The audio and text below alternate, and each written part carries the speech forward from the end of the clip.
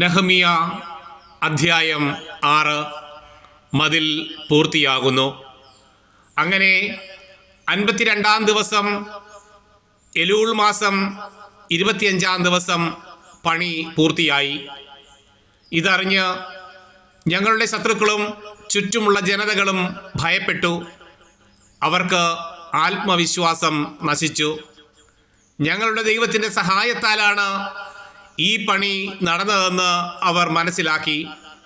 അക്കാലത്ത് യൂദായിലെ ശ്രേഷ്ഠന്മാരും തോബിയായും തമ്മിൽ കത്തിടപാടുകൾ ഉണ്ടായിരുന്നു.